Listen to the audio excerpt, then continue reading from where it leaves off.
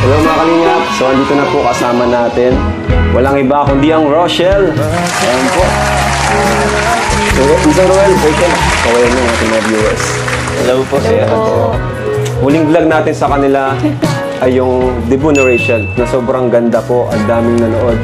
At masasabi kong successful talaga. Di ba, Rachel? At ngayon ulit natin sila nakasama. So, ayan, sa mga di po nakakilala or mga bago pa lang dito, ang Rochelle po ang isa sa pinaka-unang naging successful po sa ating channel na Love Team. Ano? So, palakpakan natin. Ang pakita mo sila, may mga audience tayo dito. Ang madlang people. Ayan. Ayan po. Gusto ko lang ulit magpasalamat sa Trusa family. Ano? Kaya insan, baka may gusto nyo sabihin muna sa Trusa bago tayo mag-start. Kasi silang nag-organize nitong event na to. So, ko lamang pong pasalamatan po ang Trusa family sa pag-organize, pag-initiate po ng ganitong programa. No? Para naman po, syempre, yung relationship namin between kay Kalingap Rob na unang nagpasikat sa amin is andito pa rin. Kita pa rin po ng viewers o kaya ng ating mga baguhang subscribers po na andito pa rin, nakakaisa po, One Kalingap, One Family. Thank you po sa Trusa family. Thank you po sa Trusa family. Ayan. So, ayun po.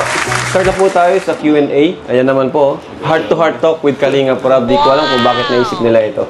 So, pero thank you pa rin kasi syempre, gusto rin natin siya. Kasi na-miss din natin ng Rochelle, di ba? Dati, sa serye natin siya nakakasama. Silang dalawa. Pero since, tapos na po yung serye and sila ay real couple na. So, okay na po tayo doon. Tapos na po doon. Yan po, simula tayo sa introduction na Rachel. Pwede ba magpakilala muna kayo? Siyempre, may mga bago na di pa nakilala. Sige, Rachel, ko muna. Hello po, ako po si Rachel Morales, ang beneficiary po dati ni Kuya Rob. And maraming salamat po sa support po ninyo. And God bless po. Ayan, si Vincent Calyada po yung naka-scout sa kanya. Thank you din po kay Bro Vincent. Ikaw, Insan, siyempre, kilala natin si Insan. Pero magpakilala ka pa rin. Ayan po, para sa mga viewers. Sa lahat po ng viewers po ni Kalingap Rob o kaya po sa Team Kalingap po. Ako po si Roel of Malalag. Siyempre, isang charity vlogger. Yun. Naka-love team po noon kay Rachel Morales. And dito na po. Pero ngayon, hindi na basta love team. At hindi na love team lang. Di ba? Tunay na couple. Na, siyempre, nasaksihan naman natin yan dun sa debut ni Rachel. Grabe. So, ayan, since Q&A ito, simulan natin sa inyong dalawa bilang couple. So, kumusta? Kumustahan muna tayo. Kumusta kayo? Kumusta bang Rochelle? Kumusta na ba ngayon ang Rochelle? So, ikaw muna. Ladies Okay first. naman po. Okay naman po yung Okay naman. relationship namin. Tapos yung pagsasama, okay naman. Ano yung mga nabago mula nung dati hindi pa kayo? Pero ngayon kayo na. Ano na yung mga nabago? Wala na pong ilangan. Wala nang ilangan, okay? Tapos, ano pa? Ikaw, pwede kang magsagot din. Kumusta kayong dalawa? Sa status namin ngayon, still ganun pa rin no, nung naging MU kami. Okay. Before nang naging 18 si Rachel.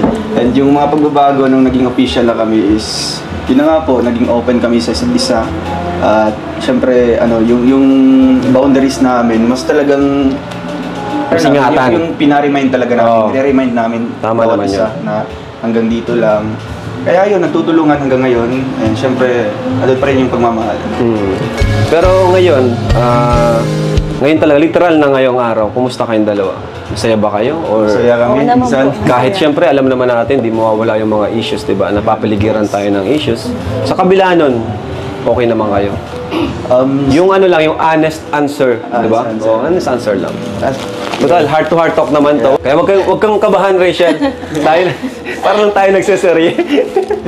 Ngayon. Sa totoo lang po, Yan. yung nararamdaman ko po sa issue ngayon, nasaktan po ako syempre, po din yung family ko eh. Pagdating naman po, di ba, sa family, masasaktan ka naman po. Syempre naman po, yung pasasalamat naman po namin sa Kalingap is hindi naman po nawawala. Habang buhay naman po namin yan. Na utang na loob, talaga pong nagpapasalamat kami. Hindi man po siya every time na mababanggit sa di naman talaga vlog kailangan kasi palagi na lang. Yes, Saka hindi naman namin kayo ni-require na dapat magpasalamat kayo sa amin. Kasi na namin, yung kumbaga tulong na yun, understood na yun na kahit hindi nyo banggitin, Yes. alam na namin yun. sa puso po namin ng family ko, wala pong galit sa Kalingap. Talaga pong pagpapasalamat namin ay talagang nandiyan naman po.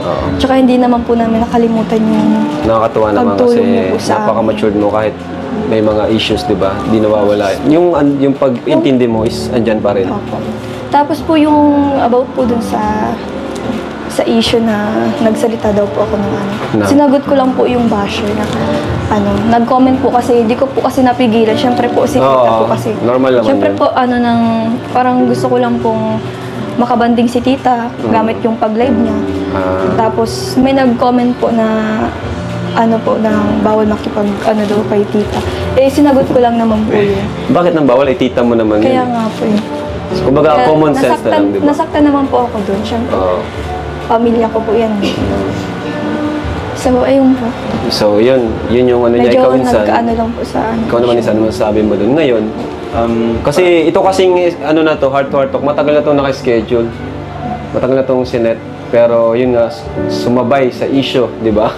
Kaya ngayon, ikaw insan. Sa akin insan, ano naman po, syempre hindi natin maikakaila talaga na ngayon talagang punong-puno ng mga issues within this community, di ba, sa social media. And gusto ko lang po i-remind din sa lahat po ng mga viewers ngayon, di ba, syempre may rights din po ako na magsalita din po. Ayan. Bali Ayan. disclaimer po. Oo. Sa na ito, sa part na ito, syempre sa heart to heart with Kalingap Rab. Ano lang po, maging sensitive po tayo sa mga comments na lang, no. Alam po namin nilangga na talagang 50% dyan ay hindi po boto sa amin, di ba? Alam naman po natin, hindi natin yan pwede na i-deny kasi syempre hindi lahat magugustuhan ka ng bawat viewers. Hindi lahat po gustuhin ka. Kaya yun lang po sa akin, if ever na hindi po nila magugustuhan yung segment na ito, move na lang to another video na lang, di ba? Tama. Wag na lang po mag-iwan ng baka sa negative comments kasi magkakasakit din po yan ng damdamin. Syempre, di ba? Nilalabas lang po namin yung totoong opinion namin, di ba? Yung sa loobin namin ngayon, anong status namin. And syempre, nagpapasalamat po ako sa opportunity na ito dahil syempre makapaglabas din kami ng sa loobin namin sa inyo, Kalingap Rab. At sa lahat po ng mga viewers din, maging open din sila kung ano na pong status namin, di ba? Kasi ilang days na hindi tayo nagsasalita. Total, nasabi na rin ni Insan yan. Sana pakinggan po natin, na ingatan natin ang comment section na wag maging toxic. Kasi Rochelle is part po yan ng Team Kalingap. Yes. So, gaya ng sinabi niya, kung may mga gusto kayong iba or may iba kayong gusto, palagi ko naman sinasabi na pag may mas gusto kayong ibang love team, wag nyo nang i-down yung ibang love team. Wag nyo lang kayo mag-comment ng negative about dun sa hindi nyo nagugustuhan or sa ayaw nyo. Kaya yun, sa mga comments, sa mga nagko-comment, ingat po tayo. Ako naman kasi, sa sobrang dami nagko-comment, di ko na rin alam. Saka minsan di talaga ako nagbabasa. Minsan yung mga top comments na nakikita ko. Ganun. Kaya yun po, ingat na lang po tayo sa comment section. Pag yung mga below the belt, mapipilitan kaming i-block po kayo. So ayan.